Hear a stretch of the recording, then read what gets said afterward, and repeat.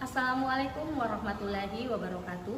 Perkenalkan, nama saya Nia Hasniati, SPD MPD, salah satu mahasiswa pendidikan profesi guru dalam jabatan kategori 2 tahun 2022, kelas 001 Biologi, kelompok A, LPTK Universitas Negeri Makassar, asal sekolah SMP Islam Terpadu Insan Cendekia.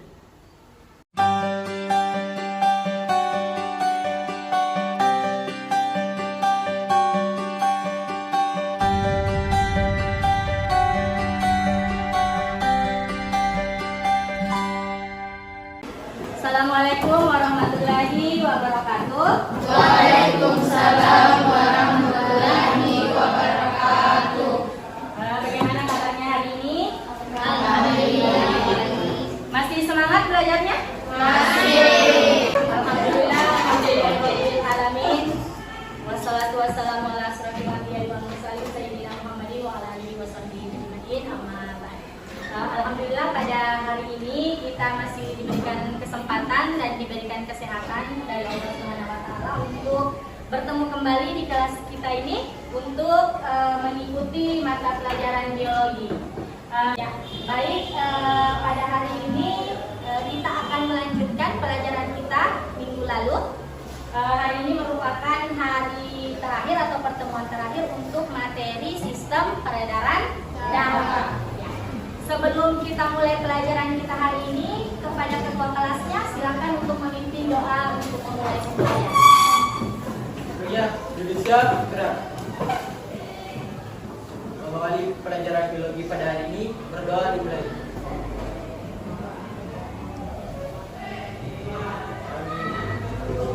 Alhamdulillah, terima kasih kepada ketua kelasnya yang telah memimpin doa. Mudah-mudahan pembelajaran kita hari ini mendapatkan berkah dari Allah Subhanahu wa taala.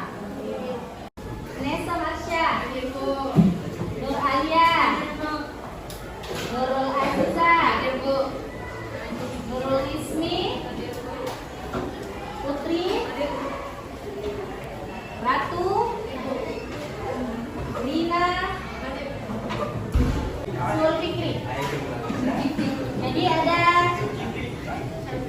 dua temannya yang sakit dan satu temannya yang kita doakan temannya yang sakit segera diberi kesembuhan dan yang tidak hadir hari ini bisa ikut bersama kita pada pertemuan selanjutnya. Kita mengingat kembali pelajaran kita pada pertemuan sebelumnya.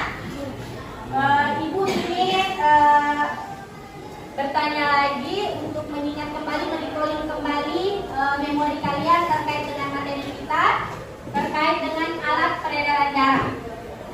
Apa saja yang menjadi alat peredaran darah atau yang termasuk alat peredaran darah? Jantung. Jadi alat peredaran darah terdiri dari jantung dan pembuluh darah. Ada juga satu komponen yang berperan dalam sistem peredaran darah itu sendiri, yaitu pada pertemuan pertama kemarin kita belajar tentang komponen. Kita belajar tentang darah. Apakah darah maupun alat peredaran darah tersebut dapat mengalami kelainan atau terganggu fungsinya? Bisa atau tidak? Bisa ya. Jadi kira-kira apa yang akan terjadi jika kedua komponen ini mengalami gangguan atau kelainan? Kita akan mengalami penyakit. Gambar apa ini di atas? Kakek-kakek sakit jantung. Jadi ini adalah gambar dari orang yang sedang terlihat bahwa dia sedang sakit ya. Apanya yang sakit, ini ada gambarnya, tidak terlalu terlihat, nanti kita pelajari lebih jauh. Kemudian ini ada yang tahu ini penyakit apa? Siapa? Varises. Jadi ini adalah salah satu contoh dari kelainan atau gangguan yang terjadi pada sistem peredaran darah. Terkait dengan gangguan pada sistem peredaran darah. Jadi apa-apa saja penyakit yang bisa menyerang sistem peredaran darah kita. Ya. Dengan kompetensi dasar seperti biasa masih sama mulai dari pertemuan pertama, yaitu menganalisis hubungan antara struktur jaringan penyusun organ pada sistem sirkulasi dan mengaitkannya dengan bioproses sehingga dapat menjelaskan mekanisme peredaran darah serta gangguan fungsi yang mungkin terjadi pada sistem sirkulasi manusia melalui studi literatur, pengamatan, percobaan, dan simulasi. Apa yang menjadi tujuan pembelajaran kita hari ini? Nah, inilah yang akan kita capai pada hari ini. Yang pertama yaitu kita akan mencoba untuk mengidentifikasi gangguan-gangguan apa saja yang dapat terjadi pada sistem peredaran darah kita. Dan yang kedua, kita akan menganalisis kaitan antara gangguan organ peredaran darah terhadap fungsi sistem peredaran darah. Jadi bagaimana kalau gangguan ini, apa yang terjadi pada fungsinya, apa yang mengalami gangguan, seperti itu ya. Selanjutnya untuk penilaiannya, seperti biasa untuk penilaiannya ada pengetahuan sikap, ada pengetahuan penilaian pengetahuan, dan ada penilaian keterampilan. Lihat gambar yang ada di slide di atas, ada gambar A, ada gambar B. Ada yang tahu ini gambar apa? Peredaran darah. Yang tahu? Iya, betul. Jadi gambar A dan gambar B ini adalah gambar salah satu alat peredaran darah, yaitu pembuluh darah. Jadi ini ya, pembuluh darah. Ada gambar A, ada gambar B. Apa yang membedakan kedua pembuluh darah ini? Yang A tidak ada lemaknya, yang B ada lemaknya. Ada gumpalan lemak di antara pembuluh darah ini. Nah, siapa yang bisa? Kira-kira pertanyaan apa yang bisa muncul dari gambar ini? Apa yang terjadi apabila pembuluh darah dipenuhi oleh lemak? Apa yang akan terjadi apabila pembuluh darah dipenuhi oleh lemak? Jadi hari ini kita akan mencoba untuk mencari tahu kira-kira ini yang terjadi gangguan apa namanya, kemudian apa yang menyebabkannya, kemudian kira-kira karena adanya gumpalan lemak ini apa yang terjadi pada sistem peredaran darah kita kalau ada gumpalan lemak di dalamnya pembuluh darah. Kan yang normal yang ini kan? Ini yang gangguan. Oke. Membagi kalian menjadi beberapa kelompok. Satu kelompok terdiri dari 5 sampai 6 orang. Kemudian kalian akan berdiskusi untuk mengerjakan lembar kerja yang akan dibagikan. Silakan kepada anak-anakku untuk bergabung dengan teman-teman.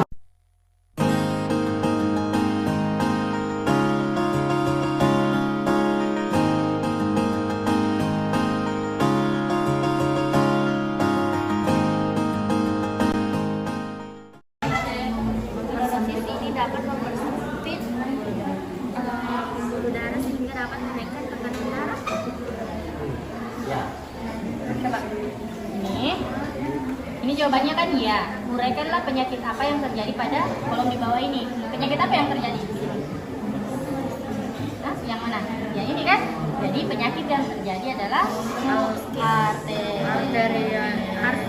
aterosklerosis. Nah, itu aterosklerosis adalah penyakit apa? Penyakit di mana terdapat gumpalan lemak di pembuluh darah. Jelaskan saja penyakitnya secara singkat.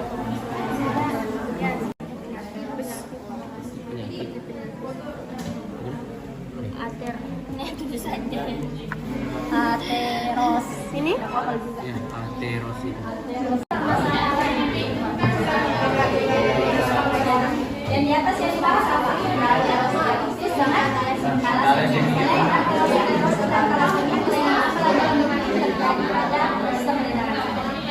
selain kedua penyakit tersebut yang lain yang belum disebutkan di kasus ini.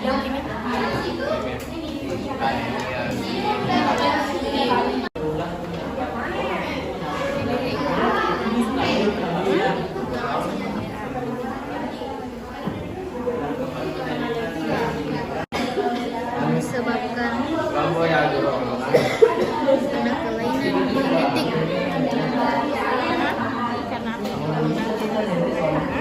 Assalamualaikum warahmatullahi wabarakatuh. Waalaikumsalam warahmatullahi Wabarakatuh.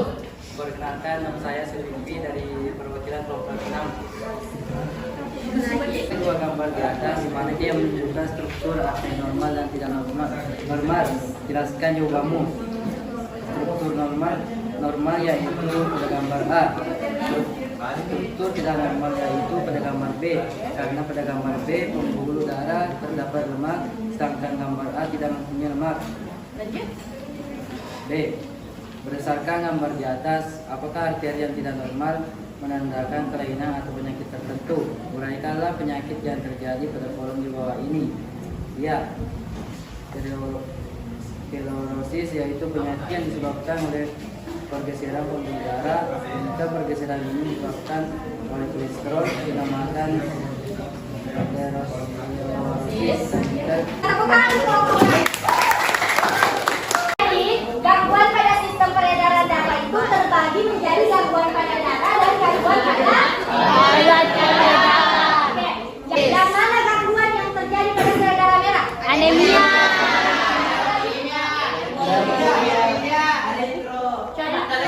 Coba. Anemia adalah penyakit karena kekurangan darah.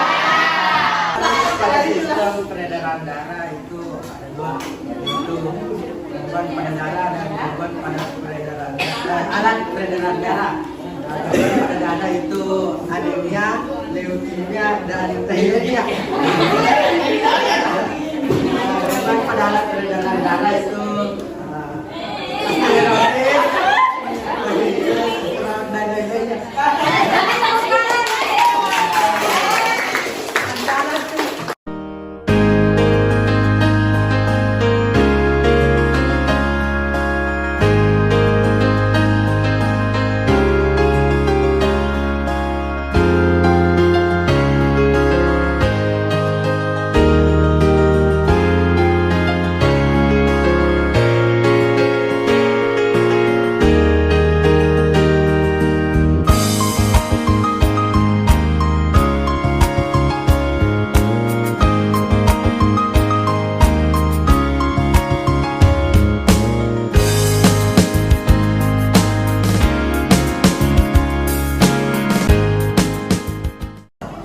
Ya, alhamdulillahirrahmanirrahim. Pada hari ini kita sudah menyelesaikan materi gangguan dan kelainan pada sistem peredaran darah ya.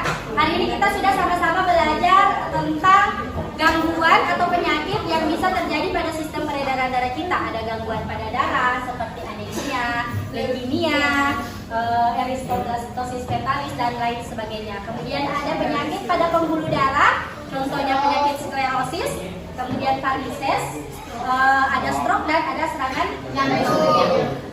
Mudah-mudahan apa yang kita pelajari hari ini bisa memberikan manfaat untuk kita semua yang ada di ruangan ini.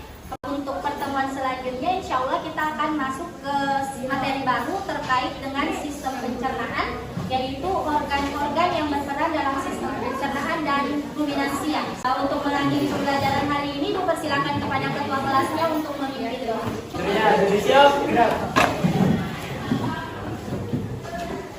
Ucapkan terima kasih kepada Bu Guru. Terima kasih Bu.